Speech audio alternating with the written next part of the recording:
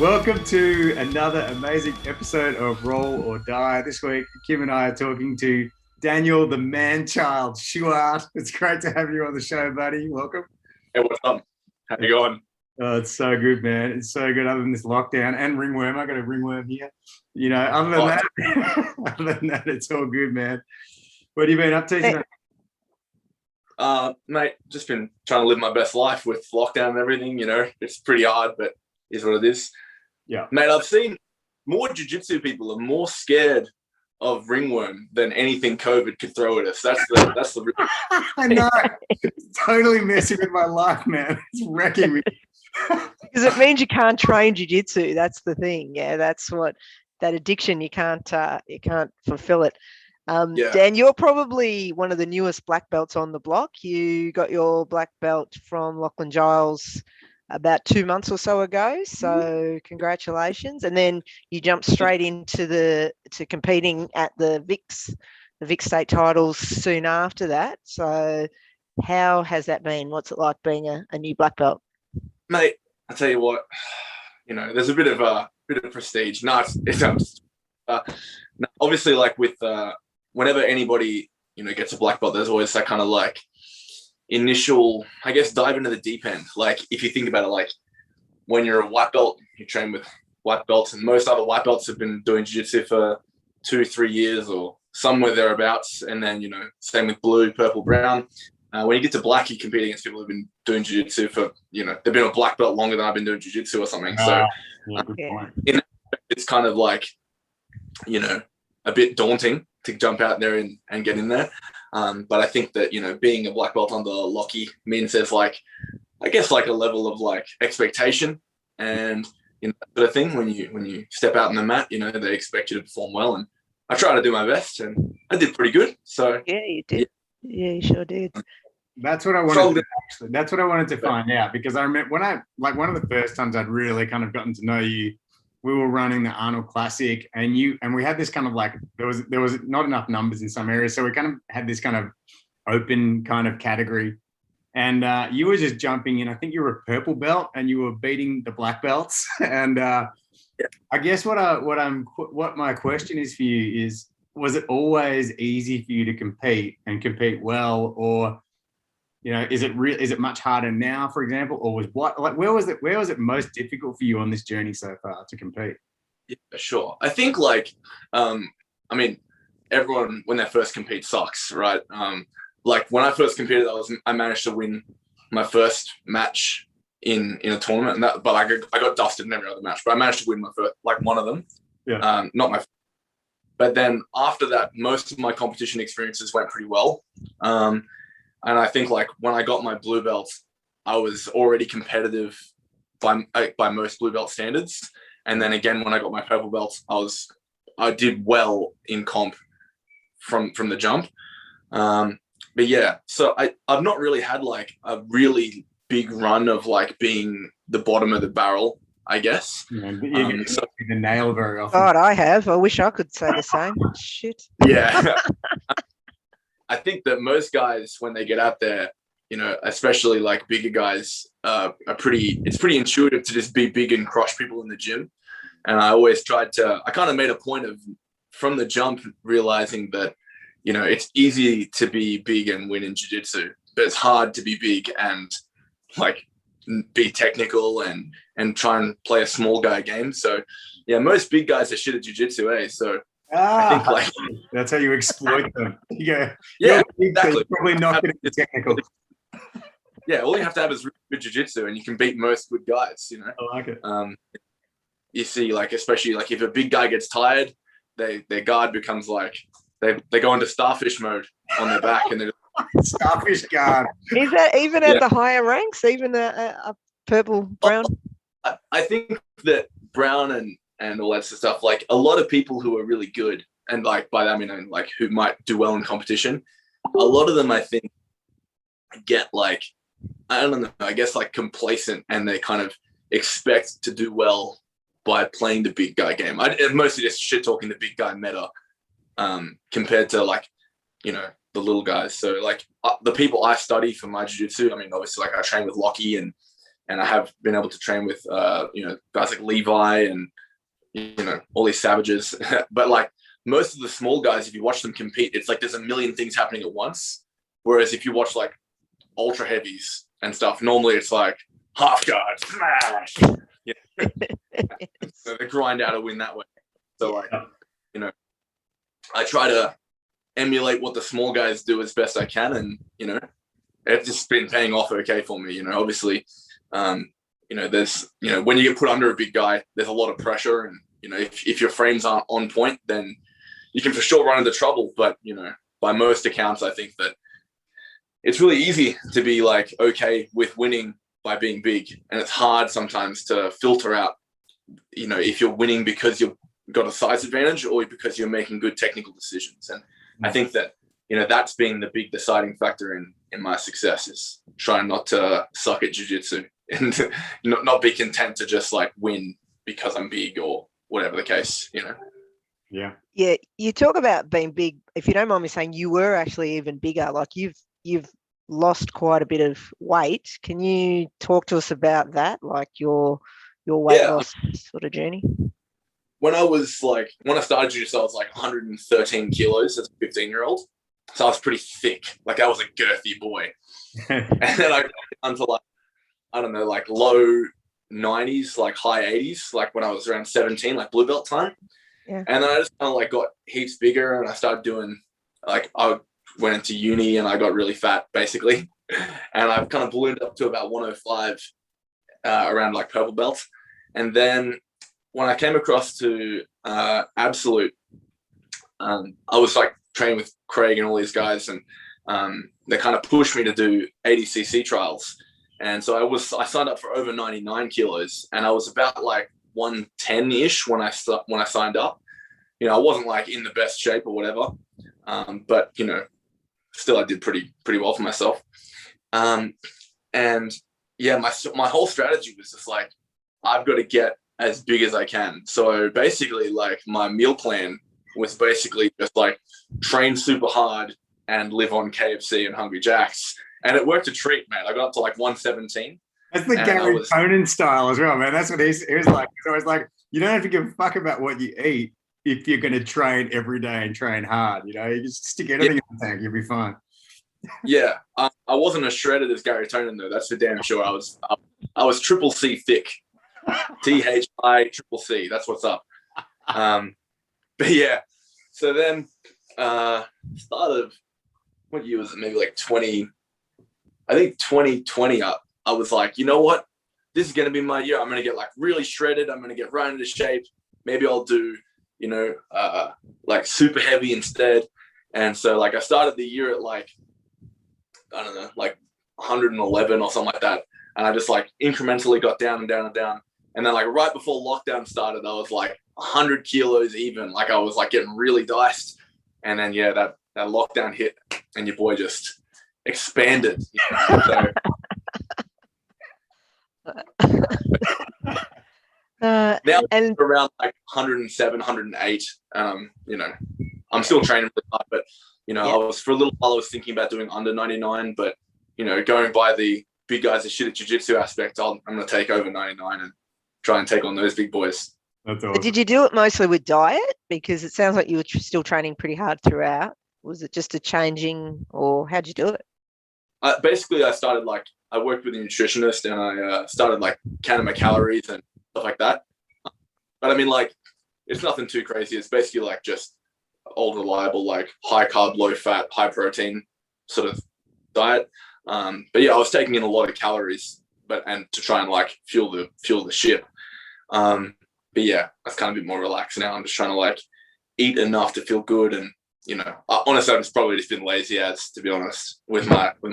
But I maintain around the 107, 108 at the moment, But I'm gonna do a big push, and try and get a bit more muscular for 80cc trials if I can go there. We'll see. So that's December, that's scheduled for. Is it Singapore, in Japan? Yeah. Singapore this time. Singapore, yeah. Yeah, okay. We'll have to. And how's your training going with that? Obviously before this snap lockdown here in Melbourne, but yeah, pre the last 2 weeks.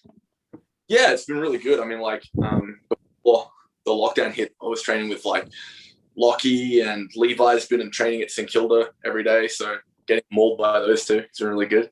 You know, people don't understand how good Levi is, even in like no gi. Like everyone thinks Levi Jones Leary, oh yeah, gi guy, but no, that guy'll definitely throw some crazy bolos, passing catch I'm ready for, and like I feel like the St Kilda boys, we've got like a really fine-tuned leg lock game. So if I have an edge at all, it's there. But otherwise, man, that guy's amazing. Obviously training with Lockie all the time. Like, like I pretty much try and be there every day and, absorb everything he has to say. So, there's not a lot of like huge guys. Like we've got Ollie Smith who trains with us and a few other guys out there like Hodge when he's training, when he's not skateboarding around the world and breaking his legs. He throws down with us, which is really good. Yeah, bad about that. Yeah. So, but I typically train with mostly lighter guys purely because I think that the technical game at that weight class is really refined. So, yeah, I think probably the scariest, most technical weight class is like that, either 77 or 88. Probably 88 for physicality's sake, but the technical level of guys at 77 and 66 are so scary. I try and absorb that as best I can. When I fight ultra heavies, I'm just like, oh, you just don't understand this game. It's like God mode. That's awesome. And are you still going to be the man child? Because it feels like you're growing up a bit now, man. You're getting a bit mature to be the man child. Like, how's this going to work? The man child is not just a nickname, mate. It's a way of life. And when I was a kid, I looked like I was 47 years old with a wife and kids. And now I'm a grown man that basically does jiu-jitsu for a living and hangs out and plays phone games and watches YouTube videos. So I've flipped. I've gone full circle. I love it, man. So the man child is still relevant, more relevant than ever. Yeah, I was a kid who looked like an adult, and now I'm an adult who just acts like a kid. And, that's my life now. It's good. I was gonna say, and I didn't clear this with you earlier, but I remember a couple of years ago that you had like a tragedy in your family, and your little brother, was it your little brother? You lost your little brother. Yeah, yeah. Go on, sorry. Yeah, sure. He passed away when he was 19, or just before he turned 20, I think. Yeah. And yeah, so he had a seizure, and basically he'd had a history of seizures and never really got formally diagnosed with epilepsy or otherwise. But yeah, so basically had a seizure and had cardiomegaly, which is when your heart increases in size. He was really overweight as well, which is something that I've struggled with a bit, because obviously it's like, as the athletic kid in the family, I guess it was always like, come on, Mark, do what Daniel's doing, get fit, get healthy, blah, blah, blah. But it never really resonated with him. I think he was always kind of like, it's really sad, but like kind of living in that shadow of somebody who's like an athletic success. And then my little brother who was just like into video games and kind of just wanted to do his own thing. So yeah, in that respect, it was kind of hard, obviously. And, and when it happened, it hit me like a ton of bricks, and I was lucky to supportive people around me at the time, and I really appreciate them. So yeah. And what is the impact of that on your life now? Like obviously it's tragic at the time, and people have to heal and move on, but what is the outcome? I mean, obviously you still get to be the man child now, but like, how has it impacted you? Is there anything positive out of a situation like this, or is it just all shit? What's it like? Look, it's never a fun thing. Obviously, like you never expect to have somebody die who's so young. Like 19 is so young, and like, I feel like he was just kind of like coming into his own as a young adult. And, I just try to do him proud. And like, when I think about, like if things are getting really hard in my life, I just try and think about like what I would do, to make Mark proud and, overcome where I need to. And yeah, That's awesome, man. It's always shit. It's always going to be shit, and like a lot of people, when you love one and stuff like that, like a lot of people have the tendency to like, I don't know, I guess like not like forget them, but like kind of put them out of mind, but I try and pay homage to them where I can. And yeah. That's brilliant, man. Yeah, you mean he was young, but you're actually pretty young too. Like, what are you, 24, 25? 25, yeah. Yeah, pretty young to get a black belt. And you've also started up your own MMA school. Can you tell us about that? Like, what happened with Precision? How did that come about? Yeah. Sure. So, long story short, I used to be involved. So I used to be Extreme Mixed Martial Arts, and they were good to me, and they built me up. But basically they came to a fork in the road where they had to close down the academy, and basically the gym went in two separate paths, and I briefly deviated to this other gym, and it didn't work out basically. And then within a couple of months, I basically picked up a job at Empire, which was the gym before Precision, and was teaching there, and was basically the head coach there was Mem Sahan, who's a really excellent, highly accomplished striking coach. And then eventually Mem got super busy with like family commitments and work commitments. And anytime you start an MMA gym, you kind of have to basically just cop it financially, right? Like anybody who's run a small business will know that like at the start, it's really hard. And you basically have to invest time or money to make it work. And basically Mem got to a point as one of the owners who couldn't invest any more time, and had worked a bunch of hours. And like as like a director and a shareholder, like when the rent needs to be paid and the coaches need to be paid, you pay the rent, not the coaches. And that's basically the situation I find myself in at Precision at the moment. But basically it came to a fork in the road where Mem couldn't keep pushing and overcoming for his family's sake to make money. And so I was the head coach for a little while, but basically when the lockdown happened, it was basically like a blessing in disguise, where we were kind of looking at the financial situation of the gym, and basically, the way it was sitting, we couldn't keep going. And so off the back of that, basically the other shareholders and myself, we opened up a new school in Croydon. So Precision MMA is pretty much like a grappling centric MMA school. We've got myself as the head coach, and I run the bulk of the jiu-jitsu program and the kids program. We've got Connor Evans as our wrestling coach. Wow. My friend, long-time training partner, Sean he's a brown belt, and he's my ultimate jiu-jitsu coach. He takes classes. And we also have Max Katarusman, who's one of our striking guys. He's been with us for a long time. And we recently picked up Satir Kichikov, who's fought in one FC, like a huge professional MMA record, and he's taking on the bulk of our striking program now. So basically whenever Sean's teaching the jiu-jitsu, I'm running introductory sessions, like basically like a private lesson for people who come in and want to get their jiu-jitsu started. So yeah, that's basically the well-oiled machine that is the MMA side. And then we have my strength and conditioning guy, Seps Domingo. He takes on our strength and conditioning on the other side of the gym. So it's basically split into two halves, so like a strength and conditioning and MMA. And yeah, between us and my partner, like we try to run a tight ship, and it's an awesome place to train. Great vibe. I love the people there. That's one of the hard parts of lockdown, is not being able to like basically hang out with my friends, right? Like yeah. That's it. Well, that's where I think we found, especially last year, Anton, that this helped a lot to sort of help with the community and bring that community together. Because I think jiu-jitsu, obviously, it's a physical activity, but much more than that, it's about the social connections that you make and like the people that you meet along the way. So yeah, that's part of the point of this podcast, isn't it? To absolutely just introduce people to people. Yeah. And what's the? Sorry, I cut you off. Go on. Yeah. I'm gonna say jiu-jitsu, like it's like one of the things for, I think, especially young adults that drives them in so much is that like so many people get out of school or uni and they land themselves in some job and they just work from like 8 till 4, 9 to 5, whatever the case.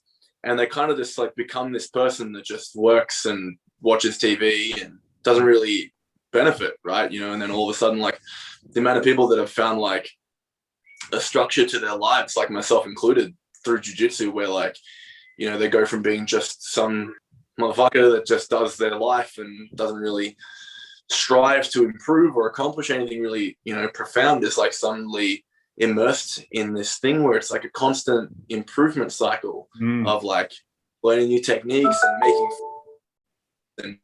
and, trying to make the best out of their life, and grow as a person. So I think that's what about jiu-jitsu, that's like really inspires me to be a coach. Absolutely, man. And what's the culture that you guys are going for? Because it sounds like this grapple centric MMA Sounds like you want to sounds like you want to be competing at events and kind of getting people ready for, you know, the local tournament scene, I'm imagining. And 100%. Yeah. You know, and like, so we basically try to be, so we've already had a few people jump up and start competing from the gym, like even people who are really new, which has been really exciting to kind of like get them out there and just kind of have fun with it and make friends across the broader community, you know, and kind of get our name out there as a bunch of people that just like love jiu-jitsu, talk a bit of shit, you know, do cool stuff, accomplish cool things, you know, and, you know, like whenever you have like a community of people who want to get good, you know, you've got to encourage like cross training. So it's fortunate that like Absolute and us have a really cool relationship. We have a lot of like of our good people like cross training between the two schools. So yeah, basically it's like a room of people kind of like, you know, out towards my neck of the woods in Croydon. And we're trying to build a room of people who want to get really good, but also have fun. You know, at the end of the day, like, you know, you don't just do jiu-jitsu necessarily because you want to be a world famous competitor. Like if you're not enjoying the process, if you're not having a fucking laugh and shit talking, then it doesn't sound like that much fun, you know? And that's the end. Me and my partner try and bring to the table. And yeah, it's a good time. Brilliant, man.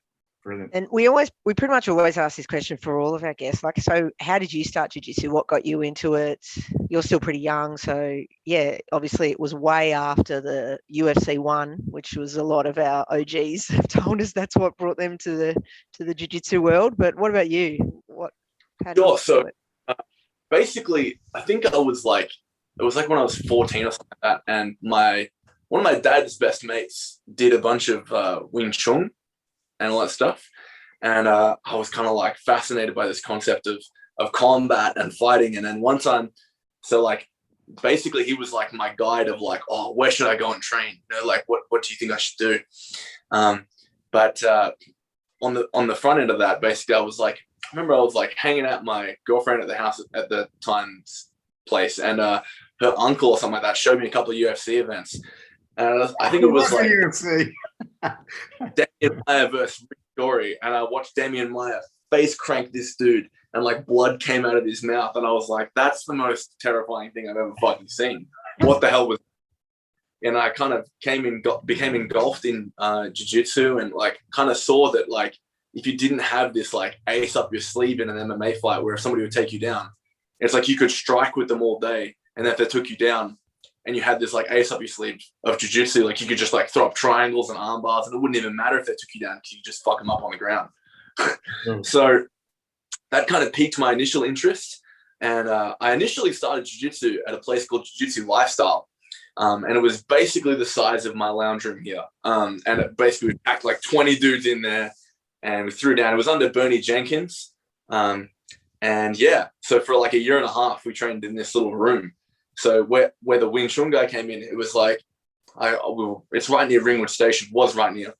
And I remember walking by there with this guy, Alf. And I was like, oh man, I'm thinking about signing up here because it's close to the station. Like, what do you think? And it was just like this empty room with like just pads on the ground and pads on the wall. And he's like, it's got a no bullshit attitude. I think I like it. I reckon you just have a suss of it. So sure enough, I started training there, obviously get mashed my first night, and yeah, became completely in love with jiu-jitsu. And yeah, that's how I guess I started, you know. And that's a cool story. Yeah. What's Alf doing nowadays? Is Alf around? Is Alf doing?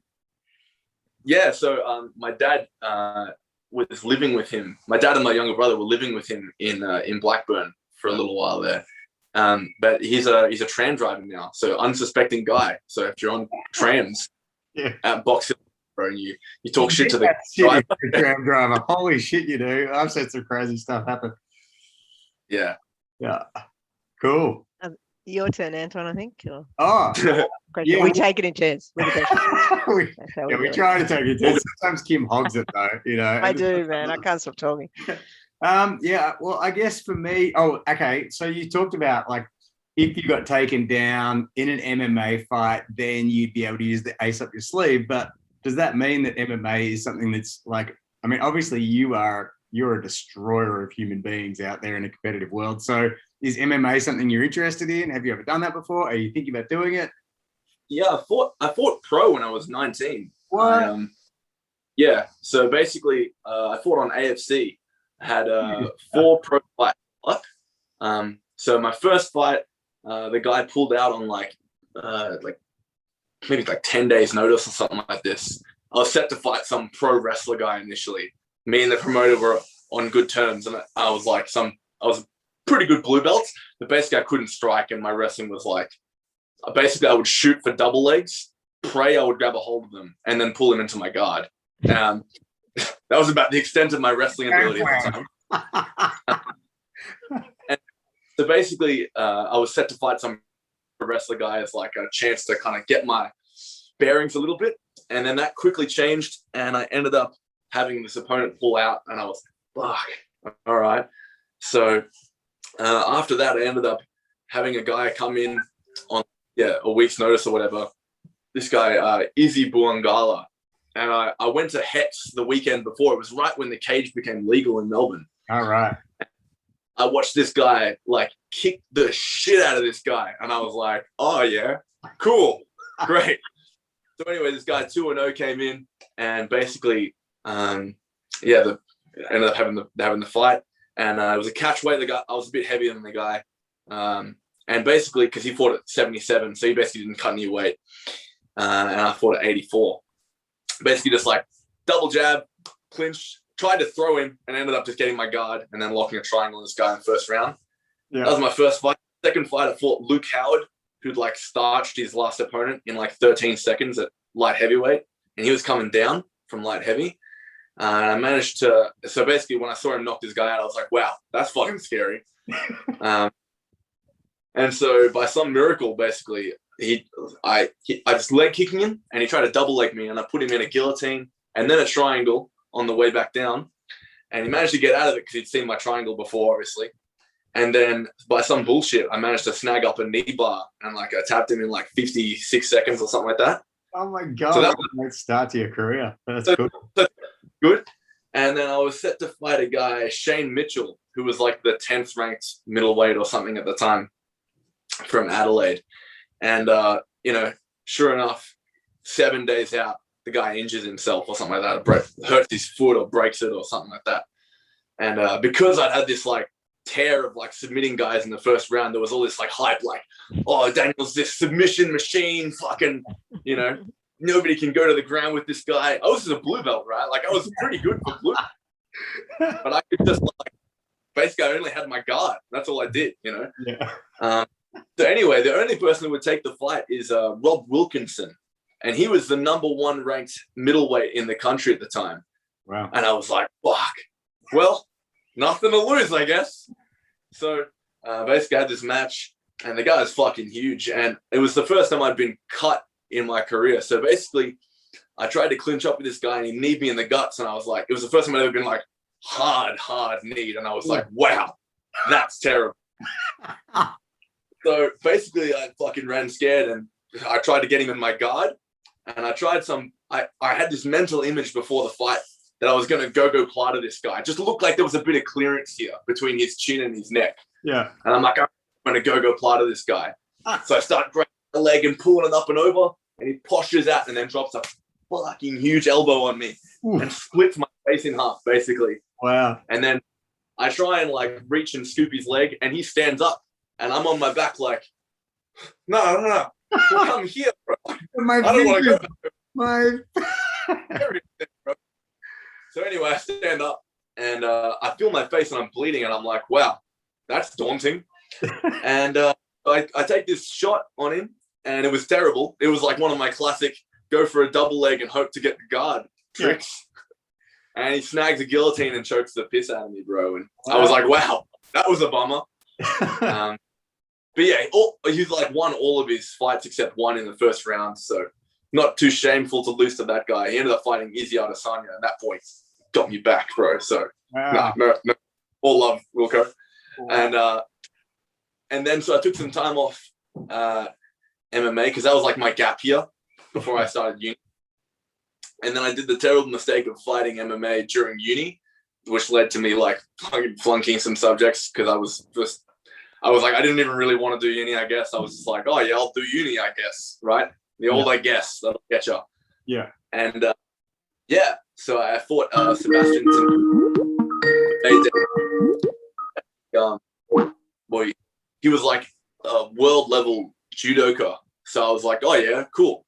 So, but managed to win a pretty handy unanimous decision and got a bit of my striking going, used the threat of takedowns to incorporate my striking, and yeah, had a fun fight. It was really good. But yeah, so that's about the extent of MMA experience. But I think with MMA, you always have to think about like why you're doing it. You know, like I think there's two types of people who do MMA. There's people who want to be like the best in the world, like, and really think about like making a serious run at like the UFC and, you know, and taking it out like that way. But then like there's the other people who want to basically do it for the fucking lols, right? And the thing with doing MMA as a jiu-jitsu fighter is like, so I'll say it like this: if you're a striker and you go in MMA, how do you lose? You get taken down, a guy grinds you out, taps you out, fucking smacks on the back on your way, kid. Or if you're a grappler in MMA and you lose, probably yeah. Oh. So basically, I don't have enough brain cells to spare, and I'm like, well, I got as I can, bro. So, yeah, trying my best to. I think you're a pretty smart character, but I think that's even smarter that you've worked that out, brother. I fucking like that. I like that a lot. I think, it's the things you have to consider, you know, like, you know, it's the harsh reality of the sport. It only really takes one really bad shot. Mm-hmm. And that can be all she wrote, you know, unfortunately. So, you know, that's kind of my motivation in not fighting, but sometimes I watch MMA fights and I'm like, yeah, I could definitely heal. Guys, come on. I have a friend, he's a purple belt, and he got knocked out doing something not jiu-jitsu related, right? He got knocked out, not a bad knockout either, just got knocked out.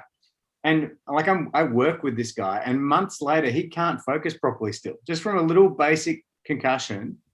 He's fucked, you know what I mean? And he will probably get through this, and it's slowly improving, but it's a way, like when I'm watching knockouts, I go, whoa, wasn't that a crazy fucking knockout?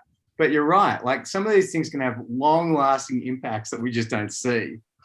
Yeah, it's like that stuff on the table. Like, no, we don't talk about that. Yeah, that's right. That's right. Like, you know, $4 for a pay-per-view. You know, like, I'm sure he's going fine, right? Like, you know, see, here's a motherfucker that she'll catch up with you. You know, so. But if you want to be the best, then it doesn't matter, right? Like, you know, Chuck Liddell was like the champion of the world. Like he's cemented his legacy, you know, for example, right? Yeah. You know, not hating on Chuck Liddell. I hope he doesn't find my address. But but like that's the reality is if you want to be like the best in the world, then that's the acceptable cost to you, you know? But fucking for the memes and all that sort of shit, then you know, you gotta factor that in. Yeah. We haven't got a lot of time left, but just quickly, can you give some insights into your sort of thought process in your competition prep or like on the day of comp or things like that? Like what do you do? What could you share with our listeners about like the best way to prep for a comp or to psychologically? Yeah, we all want a bit of man-child in us, buddy. We all want a bit of man-child in us right now. Well, look here, Anton. At least buy me dinner first. That could be taken any number of ways, man. Yeah, I just thought where I was going to go. I just try to think about where my advantage is, you know? Like, I feel like sometimes if I fight, you know, because I've obviously fought open weights and all sorts of different weight categories. And, you know, when I fight somebody my size, my assumption is that I'm technically better than them. Like, it's kind of one of those things you have to go in and have to really believe in yourself and really know in yourself that you in that regard. So for me going in, I always think about the thing that I think is going to set me aside, you know? And when I fight somebody bigger, like I said, I assume that I'm miles better than them technically. I think about who I train with, who I have trained with, the people I've beaten, where I've come from, what I've accomplished, and I kind of hold that in my head as I step on the mat. When it comes to people I'm smaller than, also who are smaller than me, I think, yes, this person probably knows a lot, but he's not going to be ready for somebody who's as big as me, who knows as much as they do. That's kind of my assumption. So it kind of like, it's just a matter of believing in myself more or less, right? But it's allowing myself to find a way in my head that's going to give me the mental edge so that going in, I'm not thinking like, oh, you know, this person's like this and that and the other thing. Like, you know, like, for example, like when I did ADCC trials, my first match, I fought some guy from Korea and I managed to win it pretty handy heel hook. And my next match, I fought this like local legend Shrek, and he'd like gone to ADCC before, and he's like this humongous Japanese guy. Definitely eating more than just sushi, if you know what I'm saying. You got that. Anyway, we won't go into that. But anyway, yeah, so this humongous guy, and he obviously a guy that's made it to ADCC. You have to think like, wow, this person's like super accomplished, like in his regard. So, but going into the match, I just trusted in what I did, and I thought to myself, this person isn't going to be ready for what I can bring, and I'm going to be more technical than this person. And that's, I went in and I managed to win. I got a submission, heel hook pretty handedly. And then, so managed to walk over silver in the trials. And then the guy that won got injured. I was so dirty about that, but that's okay. And I didn't get to replace him. So I was like, Wow. But that's basically the idea. Where I find great. that I'm going to be the guy. Yeah. No, that's it. Just that sort of confidence, I guess, that makes such a difference, mentally when you're competing. Like, obviously you have to go in with a sense of calm. Like, I feel like sometimes I've come in too hot, mentally, and I've been a bit not frantic, but similar, and made bad choices and kind of ended up in bad spots, because ultimately at a high level, anybody can beat anybody. So you got to get into the right spots early for your game. And like some too hot, and that's what's led me into making some bad decisions. But I think if you come in confident and calm, you can make good decisions, and you can come away with some big wins. Yeah. Awesome. All right. I think that's a pretty good place to leave it. I think we are going to run out of time otherwise. We've only got the free one, so 40 minutes, and this is going to cut out. So thank you so much, Dan, for joining us. By the time this comes out, we hope that we are out of lockdown here in Melbourne, and that we will see you back on the mats and back crushing it. And hit me up. Sounds good. I'm happy to. You're an absolute legend, Daniel. Thanks again, buddy. Catch you soon. Thanks, guys. Have a good night. Bye.